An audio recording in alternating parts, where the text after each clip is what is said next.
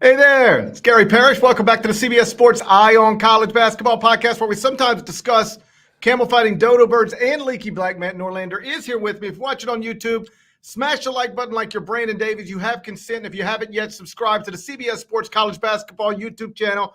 Also do that while you're here. Let's get into it. Today we are continuing our conference previews for the 2023-24 college basketball season. We've already done the Big Ten, Pac-12, and the ACC. Now we're going to turn our attention to the Big 12.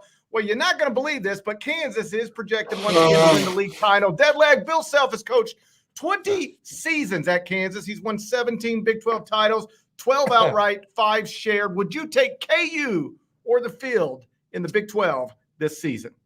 A field. It's field for sure.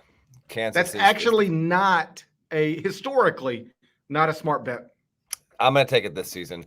Good morning and fighting through. Woke up with the cold out of nowhere, scratchy throat, so I think we're going to make it through. But if I got to pause to sneeze here, just deal with it.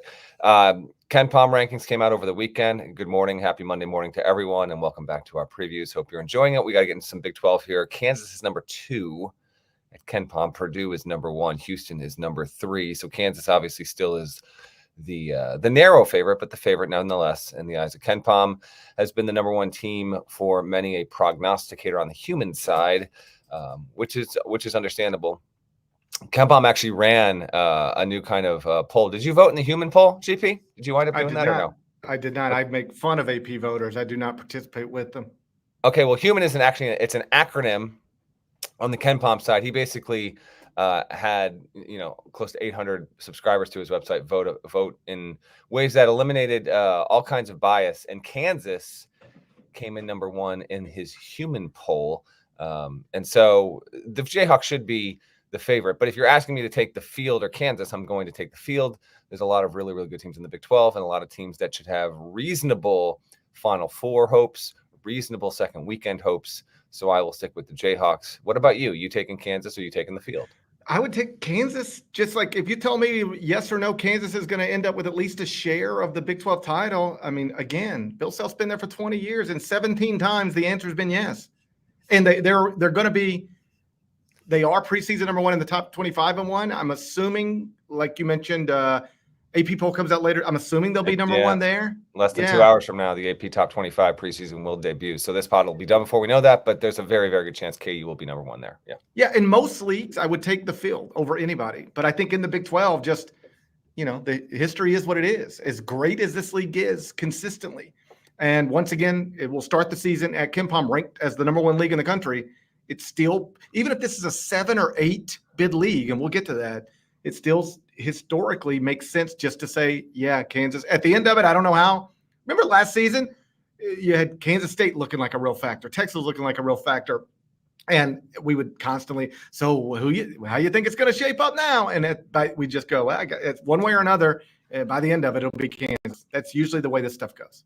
Let's just focus in on Kansas just a little bit more here. Obviously, the Jayhawks had their own dedicated summer shoot-around episode. If you're catching up on our Big 12 stuff, but you might have dipped out on the offseason, go back in the feed. We've got 22 summer shoot-around episodes. Kansas is one of them, and we did a deeper dive there. Projected starting 5, you'll have Hunter Dickinson. You'll have Kevin McCullough, who's back, an elite defender. DeJuan Harris, one of the best defending point guards and really a pass point guard. He's a huge, huge returnee. KJ Adams is also back. So you've got 3 familiar names back, plus the biggest name in the transfer portal. And then you'll have either Nick Timberlake, who's a transfer from Towson, who's expected to do a ton and a really good 3-point shooter, or you'll have El Marco Jackson, who I love. And I think he might not stand out as a top 10. He may or may not stand out as a top 10 freshman this season, but I think he's got great long-term potential as a college player. Johnny Furphy is also a freshman to know on this group there. I had mentioned in our summer shoot around that I was a little skeptical about the overall depth of Kansas. I'm still there, but it's obviously a very strong group, deservedly picked to win the Big 12. I just don't think the gap between KU and the likes of teams we'll get to shortly is all that large. So I think there's a very distinct chance Kansas could share a regular season title with 1 or 2 other teams, or wind up getting usurped and finish 2nd or 3rd. Yeah, I think if you're looking for places that the rosters suggest there could be issues, depth is probably one of them. That, of course, was at least made more of an issue by the dismissal of Arterial Morris from the program after he was charged with rape. And so whatever depth Kansas was going to have with him, it won't have without him. But still, the starting lineup, I think, is the best starting lineup in the country. It's assuming Nick Timberlake is a part of it as opposed to Marco Jackson. It's one of the oldest starting lineups in the country. And even if you take Timberlake out, put Jackson in, you've got a 5-star freshman to go with a bunch of experienced guys. Yeah, they're going to be running a lot of stuff through Hunter Dickinson, and he's new to the program. So I imagine there's some stuff there to work out. But on paper, it looks like to me the best, if not the best roster, it's one of the best rosters. And then you combine it with the person who is widely regarded as the best active coach in college basketball. And to me, that's preseason number one. That is a team that, yes, I'm going to assume is going to, at the very least, get a share of the Big 12 title for the what feels like the millionth straight year. All right, you want me to run down these 5 storylines heading into the season here in the Big 12 GP? There is nothing I want more than for you to tell us what the 5 biggest storylines in the Big 12 are heading into this season. But first, I want to get a word from a partner. Get it in. The Scudetto, where the soul of Italy meets the pinnacle of calcio. Catch Serie A on CBS Sports Network and streaming live on Paramount+. Hey, Deadlight, what are the 5 biggest storylines in the Big 12 heading into this season? There's going to be no shortage of really good storylines, and I look forward to checking in midseason and seeing just what new ones we have that percolate and pop up here. But here are my 5. Big 12 has 14 teams for this season and this season only. I'll just run through these, and then you piggyback off whatever talking point you want. Can it hold on to its claim as the best conference in college basketball because of this, expansion? More teams makes it maybe more likely you might not hold on to that number 1 ranking. It's number 1 heading into the season per KenPom. The Big 12 has been the top-ranked league for most of the past decade. It was first in 14, 15, 16, 17, 18, and 19. It was second in 20 and 21, and then it was first in 22 and this past season. So it has dominated this. It has indisputably been the best basketball league in the entire country. College basketball fans and our dedicated listeners are all too aware of this.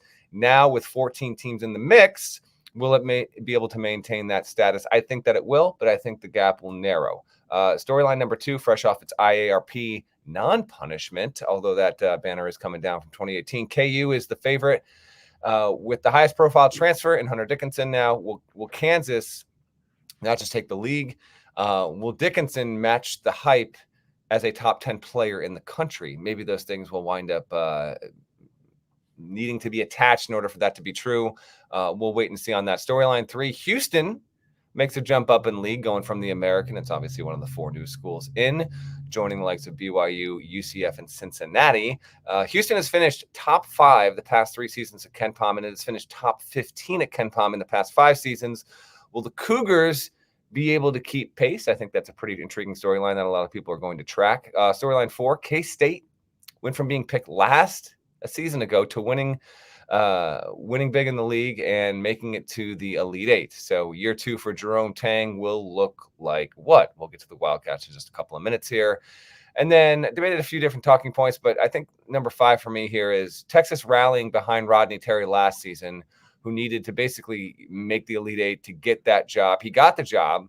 Does the decision to keep him on and give him a 5-year deal as the head coach, will that have Texas keeping a pace? And by that, I mean finishing top 3 in this league again, getting a top 3 seed in the NCAA tournament again?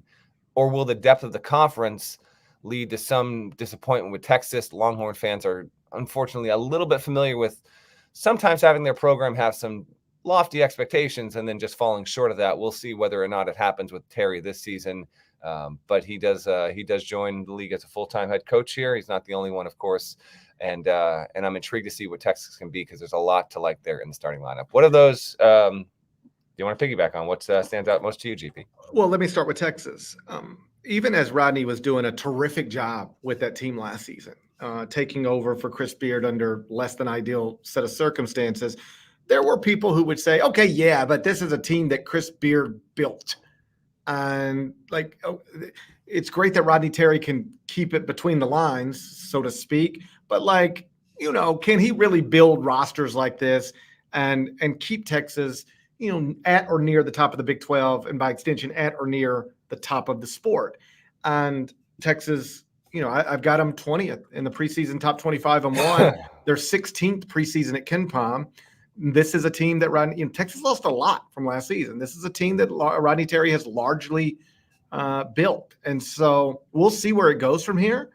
But I don't think there's anything, correct me if I'm wrong, I don't think there's anything that's happened since the day Texas removed the interim tag and made Rodney Terry the head coach of the Longhorns. I don't think there's anything that happened that would make you think, ooh, I don't, have second thoughts about it. It's been all good stuff. He's got him positioned once again as the not permanent, nothing's ever permanent, but as the full-time head coach of the Longhorns. He's got Texas positioned to be a top 20 team in America, to compete with Kansas, Houston, Baylor at the top of the Big 12. It's all been good stuff since he took over. Yeah, for the most part. I mean, if you want to look at the only down points, they fell. It was a road game, but they fell at Texas Tech last season, mid-February. Not a great loss, but it didn't really impact their seeding situation all that much. And they gave up 116 at home to Kansas State in early January. But your point is well taken, and it's largely been good stuff there. Now we see if it can continue. Rodney Terry is highly beloved in and around that area, and he did more than enough to get that job. Let's talk. Let me add one more thing, because I don't have any issue with anybody claiming the Big 12 is going to be the best league in the country, because it probably will be. I just did the SEC preview. I think the SEC is going to be the best league in the country this year. All right, there we go. The Big 12 reigns ends, according to Gary Parrish. Big 12 reign is over, according to Gary Parrish. It's over! I don't mean that. I just think as I'm going through it, I'm like, man, this team's 11th, and I think they could be pretty good. This team's 12th, and I think they could be pretty good. For whatever it matters. The Big 12, every single team is preseason top 75 at KenPom, but in the SEC, every single team is top 82. Okay. SEC will be the best basketball league in the country this year. All right, and you can look forward to that episode in the feed later this week. I will stay with Big 12 sticking as the best league narrowly. I just 1 through 10 here. It's still too strong for me overall. What teams are making the tournament? Let's get into our order here of how we see this conference shaking out. So last season, 7 schools from the Big 12 made the NCAA tournament. Kansas got a 1 seed. Surprise, surprise. Texas got a 2. Keep talking about all those points they gave up to Kansas State. They still got a 2 seed, dead leg. In complete agreement that Texas got a 2 seed and was a very good team last season. Baylor and Kansas State both got 3 seeds. TCU and Iowa State both got 6 seeds. West Virginia got a 9 seed. Big 12. Fewer than 7, more than 7, exactly 7 teams in the 2024 NCAA tournament. Why don't you answer that and then run us through who makes it while unveiling how you expect the final Big 12 standings to maybe look? All right, will do. Nada, is this, by the way, as I do this, does this mic sound a little bit different to you, Nada? Are we better? I might have been on my onboard Mac mic there. So you let me know if it sounds a little bit better there. I tell you, whatever mic you were on, it sure does pick up coughs well. Yeah. I thought I was muting myself. Sorry. I woke up with this cold. I tell you, whatever mic you're using, better. There we go. Whatever mic you're using, buddy, it's good. It's good with coughs. That'd be my onboard mic that I was not muting. Apologies to the listeners. I'm now on the right microphone. Hello and good morning. I'm going to say 8 teams make the tournament from the Big 12 here. So I'll go Kansas at the 1 spot. I'll give you a little team rundown as I do this. I'm going to say Baylor is number 2. So I'm bullish on the Bears. Jacoby Walter is the big freshman name to know there. I expect him to be more impactful all around, although he's a different kind of player. Keontae George was a very good player and parlayed his one-and-done season into being a top 20 pick. I think Walter will be better for the Bears this season than even George was. Everyday John, Jonathan Chamochacho is back, as is Jalen Bridges. Those are key returnees. They still have, good role players like Langston Love, Caleb Lohner. I think they'll both be factors. Jaden Nunn by way of VCU comes aboard. And then there's a lot of buzz coming out of Waco about this player, Eves Missy. He's a 6'10" 4-man, getting rave reviews, expected to pop and be a major factor there. All those players will be tremendously impactful, but I think Ray J. Dennis, who comes by way of Toledo and is one of the most important transfers I think he winds up being one of the most statistically impressive players in the conference, and he guides Baylor to the second place finish in the Big 12, narrowly edging Houston. Now, Houston loses. I've got the Cougs third. They've got Sasser gone, Jarris Walker gone, couple of first-round picks, and then Tremont Mark is off to Arkansas. In comes LJ Cryer by way of Baylor. Okay. Damian Dunn comes by way of Temple. They get Jamal Shed back, which is big. Juwan Roberts back. That's big. Terrence Arsenault, who I told you a year ago was going to be awesome. He didn't really get a lot of run. I do expect him to be a pretty big factor as a sophomore here. Question is, will Cryer, Shed, and Arsenault combine to score more than 45 a night? I think that's on the table. And I think Houston might need them to do that in order to keep pace as a top 3 team. I do like the Cougars a lot. If you missed it off the top here, I did mention that Houston in the 2024 Ken Pom rankings, 3rd in the country, only behind Purdue and Kansas. 4th in league, I've got the Longhorns. I think they should be a Final Four contender because I think they have one of the more well-rounded starting 5s in the country. Max Asmus now joins after playing at Oral Roberts, and he'll play alongside a guy that I think is going to be awesome this season in Tyrese Hunter. Texas fans know all about him. Big 12 fans know all about him. Iowa State fans certainly know all about him. I think that Tyrese is going to have just a huge season, and I think Dylan Dessou is right there in line as well. He'll be a big presence in the front court, and we did a summer shoot-around episode on Texas as well, where we got into a little bit of the Dylan Mitchell disappointment as a freshman, but maybe he doesn't get lost in the mix this season. So him playing alongside another key transfer, Caden Shedrick, who comes by way of Virginia, adds more defensive stability there. There's even more to like about Texas, but I like that foursome, and I think that is considered basically the foursome that's atop of the league. All those teams get into the tournament. I think they're all going to be anywhere between a 1 and a 4 seed. Then I've got K-State as the 5th best team in the league. Now, I'm doing a lot of this based on of what Jerome Tang was able to do last year because he loses Keontae Johnson, Marquise Noel, Desi Sills, and Ish Massoud. But Naquan Tomlin is back, and he's an important front court player. Cam Carter returns. K-State fans know how important he's going to be. Plus, you bring in Arthur Kaluma from Creighton, Tyler Perry, a very important floor general from North Texas. I think K-State could be anywhere from number 4 to number 9 in the Big 12, but I'm going to lean with Tang. The vibes are just too good to fade them at this point. So I got them at 5, and then at 6, I've got another team in purple, and that's TCU, which is trying to make a 3rd straight NCAA tournament. This was previously unheard of down there in Fort Worth. But Jamie Dixon is doing a great job, and he brought in 3 big transfers. Avery Anderson from Oklahoma State, Ernest Uday, who's come by way of Kansas and is there because Hunter Dickinson transferred to Kansas. So TCU gets the benefit there. Watch him pop, I would think. And then Jameer Nelson Jr. from Delaware, one of the better small conference transfer ads that was an up transfer there. Emmanuel Miller is obviously the big name to know at TCU. He is a sleeper pick to be a first-team all Big 12 guy. 2 more teams I've got into the tournament. Then GP, I'll hand it over to you before we get to the bottom half of this league. I'm going to say Iowa State makes it. Omaha Billieu is a freshman to know, and he is, I think, the best freshman to come to Ames, or at least it will be the most impactful since they had a guy named Halliburton play there. Speaking of the point guard, though, Billieu is going to play more of the wing. Tamin Lipsey will be back. He's got to shoot better, but he's a very important player there. TJ Otzelberger, I think, has earned the benefit of the doubt when we talk about Iowa State. Maybe not competing to win the Big 12, but just doing enough to, wreck other teams and their seasons, in these kind of mini stages and building into an NCAA tournament resume. So I've got Iowa State 7, and then there's some team's going to surprise here. So I'm going to say Cincinnati rises and gets into the tournament, maybe goes to the first 4. Big 12 will get 8 into the field. Wes Miller in his 3rd season. I'm going to say he gets there. Victor Locken is a very impressive big. He might be a guy that some Big 12 fans aren't familiar with because Cincinnati hasn't been in the league, but I think he could be a top 4 big man in this entire conference. And Edgerrin James' son, Jizzle James, he's a freshman on this team. I don't know if he'll start the season, but he's an impact player, and I think he'll do well. So that is my 1 to 8 all making the tournament. What about you? I also have 8 teams in the NCAA tournament from the Big 12.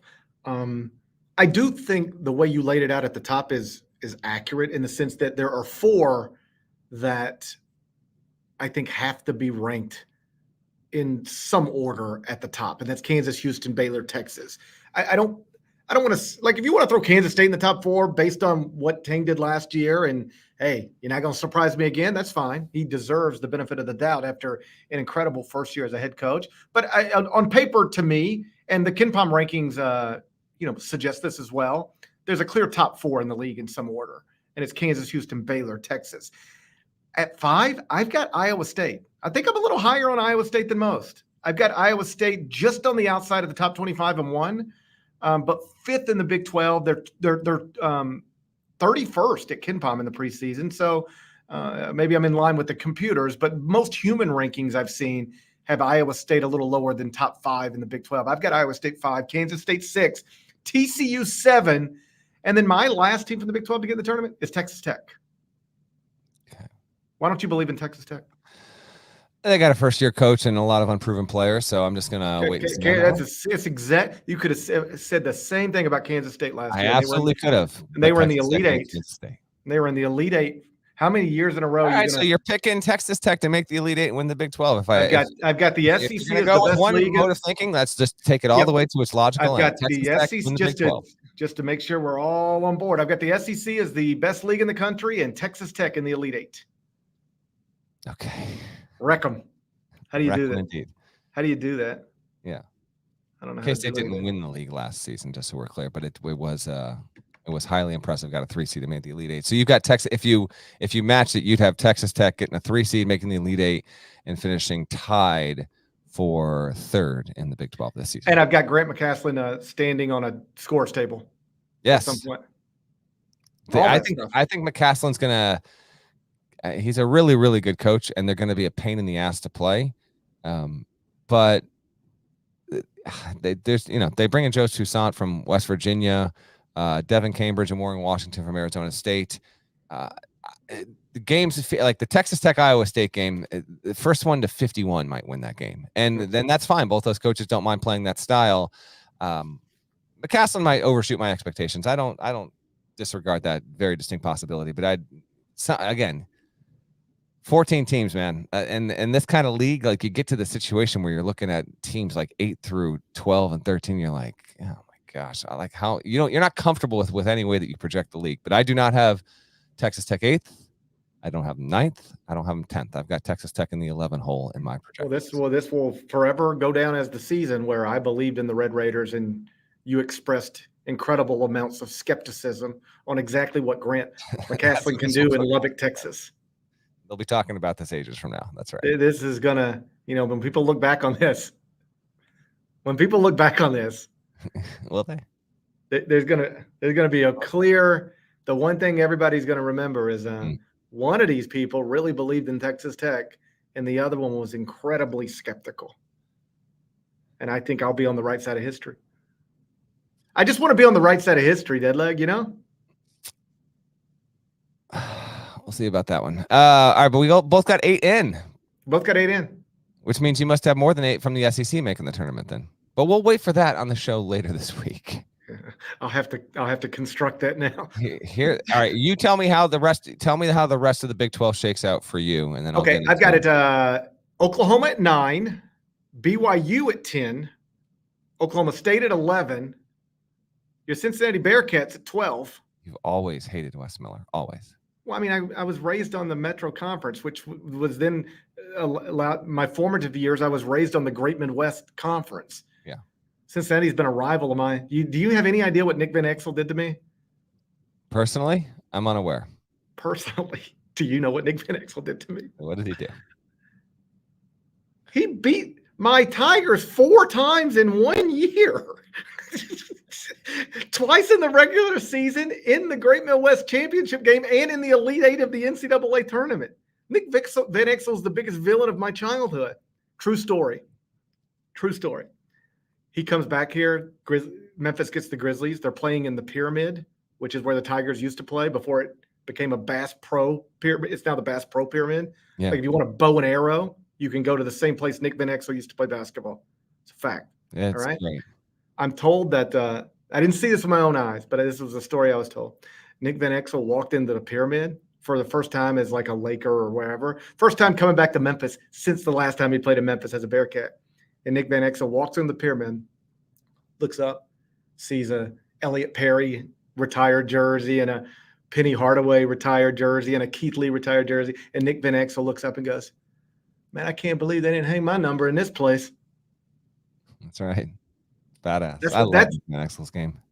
So Cincinnati has to be 12th. I'm punishing them for what they did to me as a teenager. That's fair. It is fair when you think about it. I think we've talked about this before in terms of like what Van Exel in that story. I think we've talked about everything before. We're getting there. I don't know if we've really conquered all the ages and eras, but we're getting I there. have reached the point, I've realized this, because I tell stories every day. It's my job to tell stories. And I don't do as much stuff anymore. I've run out of stories. I don't do things anymore. You got to start doing some more stuff. I got to start doing some stuff. Yeah. You know? Maybe I'll go to Lubbock. Nick Van Exel, by the way, an assistant for the Hawks these days. Mm-hmm. Sharing offices with Mike Bray. How about that? Who would have thought?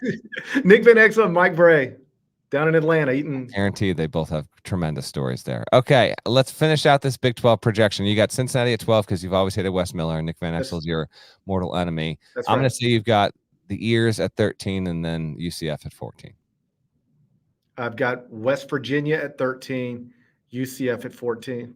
I am on record. UCF will never win a Big 12 title until Dusty May coaches them. Until he coaches them, okay. If you want to just say ever, I mean, I don't feel like that's a stretch of logic. No, I would say never. Yeah. Does UCF ever win a Big 12 title in men's basketball? No. Ever. Yeah. Let's just keep it to regular season. Postseason, that's a little bit fluky. You never know. I don't want to, at the risk of quoting Taylor Swift, I would say never, ever. Okay. Don't feel like she's got a trademark on those two words back to back, but yes, fair enough. She does. All right. Here's my back half. I've got the Cowboys at 9. Javon Small is a transfer who's going to run the point. He came from East Carolina. Really good player. Could be one of the more impactful transfers. This league, and we'll get to this at the end of the show. There's just so many transfers in the league that I think they're going to play a big part. Eric Daly Jr. is another good freshman to know about in this league. Bryce Thompson is back. Not a lot of buzz about the Cowboys, but Mike Boynton, I think he'll have him in the mix in the discussion to make the tournament. I've got him just narrowly missing. And then I've got Oklahoma. We did a summer shoot-around episode on the Oklahoma Sooners because they won, because one of their fans ponied up and got it done. So if you want a deep dive on the Sooners, no other podcast has you covered like this one. You can go find that in our feed there. They'll have a good 3-guard attack, but there are 9 new faces in the fold. I like Milos Uzan a lot. He's an NBA prospect, but I just don't know if anyone really knows what to expect from Oklahoma. A decent candidate to be a surprise team, but Porter Moser's just had to rebuild 3 straight seasons in a row. Then I've got Texas Tech. We mentioned them before. We'll see what Grant McCaslin and what kind of damage he can do in year 1. I think by year 3, it could even happen in year 2, but by year 3, I think McCaslin's got Tech in the tournament with plenty of room to spare. And then my bottom 3 teams are BYU. I think that's the hardest team to project in the league. And I have BYU at the low. Like, I think their worst case scenario is where I have them at 12 out of 14 teams. They've got good length.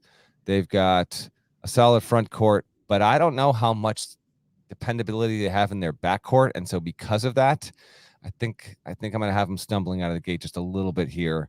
And then I've got West Virginia, which there isn't a team in the country whose projection was altered more in the off between, April 30th and here we are in the first half of October than West Virginia. Now, Mountaineers fans, I think West Virginia fans still have a decent dose of optimism that this team and this roster can get it together enough in a tough league and scrap together an NCAA tournament bid. And I'm not saying that's not possible. I think it could be on the table, but you've got a coach who has no head coaching experience, Josh Eilert, and you lost Trey Mitchell to Kentucky. Jose Perez just committed to Arizona State over the weekend, so he's out as well. Just a lot of unanswered questions, and I think it's reasonable just to say, got to prove it at this point. You do have Kirk Crease aboard. You do have Jesse Edwards aboard. Again, even more transfers to consider. That should be high impact, but I just don't know. I gotta see. And then I've got UCF last.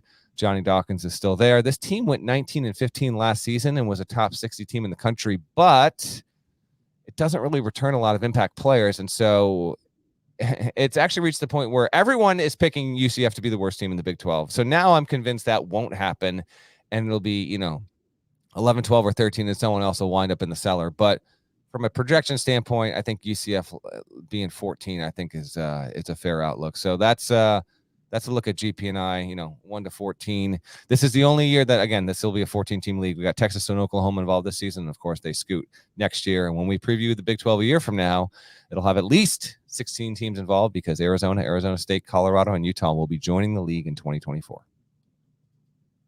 And hey, maybe Gonzaga someday too. Potentially Gonzaga. We'll see about that. I'm going to say Gonzaga's not in the league in 2024, but as always, I'm willing to be quite wrong about that. Who's going to be the player of the year? Who's going to be the freshman of the year? We'll predict that next. But first, one more word from our partners. This Saturday, it's back to back college football. Into the end zone. What a throw, unreal. It all starts at noon on CBS Sports Network. All right, Norlander. The Big 12 player of the year will be? You tell me. Hunter Dickinson. But I could see Max Asmus and I could see LJ Cryer. Like that. This is one where I don't think it's obvious. Like you go to the Big 10, it's got to be Zach Edey. I guess you can have a different answers in the SEC. This is one where I think most people will say Hunter Dickinson, and I believe it will be him. But, man, if Asmus scores at Texas the way he scored at Oral Roberts, he's going to have to be a factor in that. And, like, LJ Cryer is, like, he's a proven commodity for a top 20 team. That guy's always going to be in the running. So I'm not going to pick I had Dickinson, but I'm going to shift off that. And it's not because I don't think Dickinson will be good. I do think he will be good. But Kansas has such a good starting five, and I expect such big things out of KJ Adams, and McCullough has a ton of experience there. DeJuan Harris isn't going to put up like huge scoring numbers. I just wonder if Dickinson will be good, but we look up at the end of the season and there might just be a player whose numbers are that much better and he's going to guide his team to a high seed, and that's why. So I have Ray J. Dennis at Baylor as my preseason pick for player of the year. I'll put Dickinson second, and then I don't have Asmus third. I have Tyrese Hunter from Texas. I think Tyrese Hunter will be Texas's best and most important player. Certainly has a great chance to be their best two-way player, no doubt about that. So that is my 1 through 3 order. And because of that, I've been trying to give you a transfer of the year. The Big 12 has so many candidates, but if I got Ray J. Dennis as the player of the year, then he's going to be the transfer of the year because he comes by way of Toledo, beating out the likes of Dickinson. Tyler Perry at K-State's another one. Edwards and Crease at West Virginia. Cryer to Houston is an obvious candidate. Arthur Kaluma to K-State. We mentioned the TCU transfers as well. They're all over the board here. This is going to be a league that will be determined in no small part by transfers, and that has not been the case historically across the sport.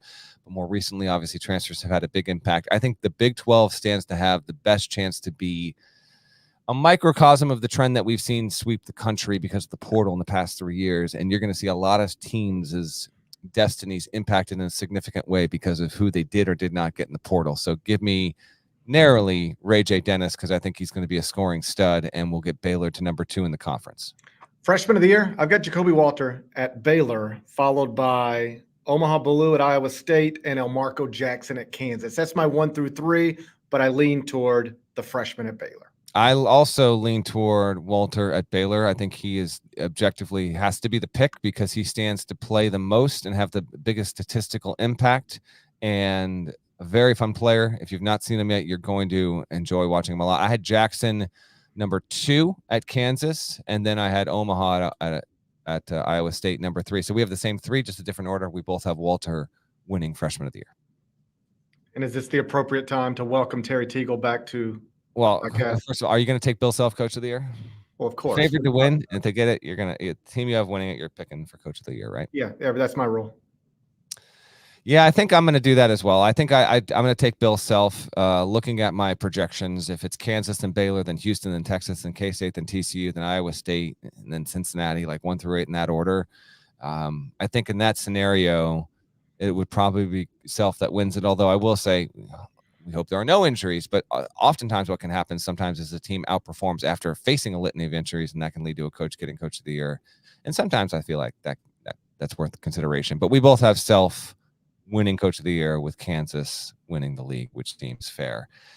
And now we must get to the Terry Teagle portion of the program here. Do you want to do a quick reset for our listeners on what the hell this is all about? Because I still, to this day, we even get questions here and there occasionally, like, what was that Terry Teagle stuff about? Why'd you shout him out? Now you haven't shouted him out for, like a year and a half or whatever. You want to just do a quick primer? Once upon a time, do you remember the player? Baylor had a player who was like set to go down top 10, top something, could be the something. It was like in the record books. He was having a great career. All right. No, It was somebody could be the first consensus All-American at Baylor since who? And we were like, and then it was Terry Teagle. Yeah. And I think the first time we ever said his name, I said Terry Teagle, like we had it wrong. We're talking like 2015, maybe 2016 here. Long time ago. All right. And so then it was like we already had Devin Downey. We stumbled into Terry Teagle. We'll just shout out Devin Downey. We'll shout out Terry Teagle. We subsequently added the Huck and Larnell. Huck, by the way, is Scott Drew's dog. Is that correct? I thought. Or is that the sister's dog? Wow. Who is Huck? How bad are you right now? I'm real bad. Who is Huck? Wow. Okay. Tell me who Huck is. I forgot. You're the one that had it on the list, man. You're the one who had it. And look what you've done. I think Huck is the family dog. I think Huck is Scott Drew's dog. It. Huh?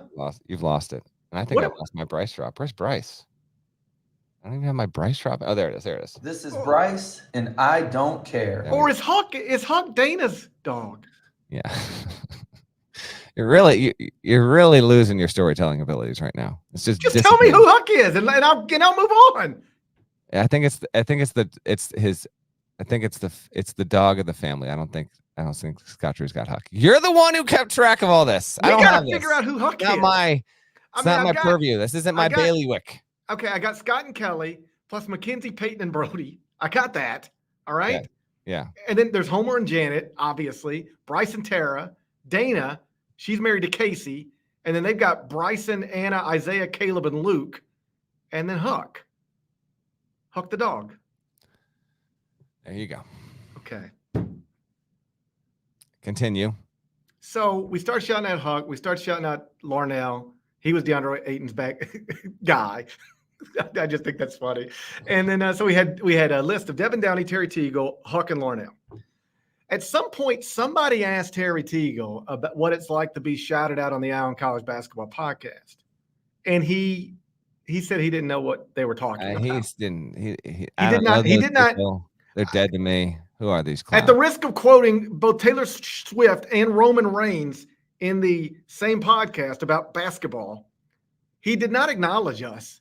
You know how Roman Reigns just wants to be acknowledged?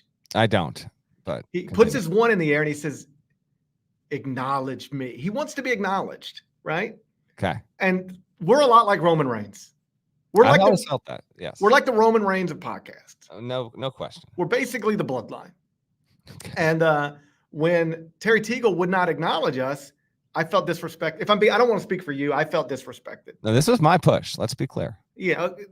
Norlander also felt disrespected. And he was like, we got to get rid of Terry Teagle now. And I was like, I think we do.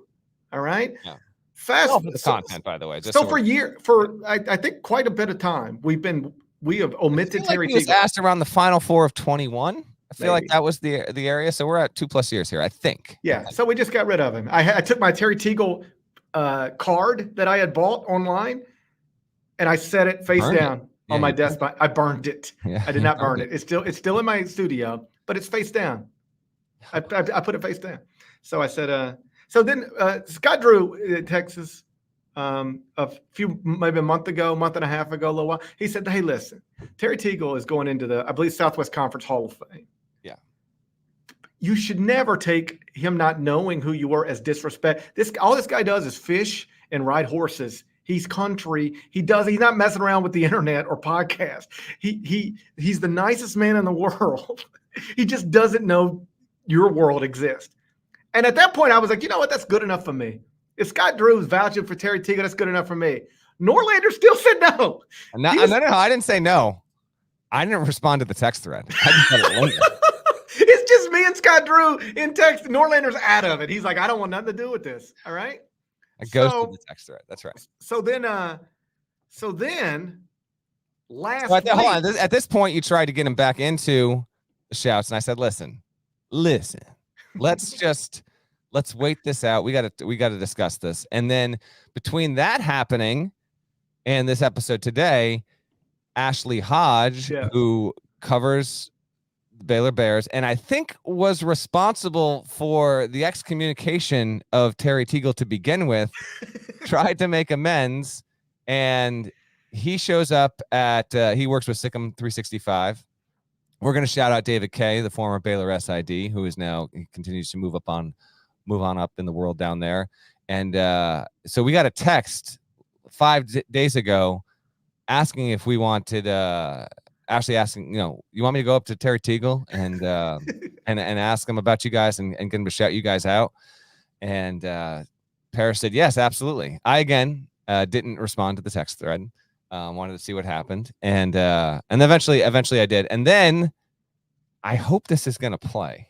I'm going to play this. I hope you can hear this. This is 5 seconds of Terry Teagle shouting your boys out here.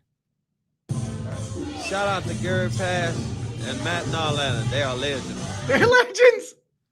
Let me play that one more time because I don't think I recognize this first fella here. Shout out to Gary Pass and Matt Norlander. They are legends. He is. That fella is country because I heard Gary Pash. Buddy, that sounded exactly right to me. I grew up in Mississippi. Me and Terry Teagle, more or less from the same place. Shout out to Gary Pass and Matt Norlander. They are legends. That sounds perfect to me. Terry Teagle, you nailed my name. Appreciate you. So now we come to the discussion of whether Terry Teagle has earned his way back into the end of episode shouts. This right here, I mean, he still doesn't know who the hell we are. No chance. No chance he knows who we are. Yeah, we're two buffoons, two goofballs, two clowns, two non-SWC Hall of Famers, by the way. I leave it up to you. I feel like you're gonna induct him back in. I'm a forgiving man. Yeah. I'm a forgiving man. I think the greatest thing you can do for another person is accept their apology. And I know Terry Teagle didn't technically apologize. He didn't. That's the thing. He's never apologized. Well, here's the thing. He still doesn't know who we are. Correct. Okay. So he can't apologize for not knowing who we are because he still doesn't even know who we are. I feel like he's worthy of getting back in, but maybe if Baylor comes up in an episode, you have a little note there and he gets a shout out. I don't know. No apology coming out. I don't know if it's an every episode shout. That's my only thing. It's Terry MF and Teagle. It's a legend. Scott Drew asked us. How about I'll keep it this simple. Scott Drew asked me to do something. Who am I to say no to Scott Drew? Well, I mean, okay. If Scott Drew asks you to write a slandering article about Kansas and Texas, are you going to do it? I have done it. Okay. All right. There you go. So you are for sale. You are for hire. Okay. Yeah, Scott Drew, if you want me to write a scathing article about Kansas and Texas, text me. I'll do it. Whatever you need. Whatever you need. Okay. All right. That's great. Integrity of the podcast. Just down the drain. All right.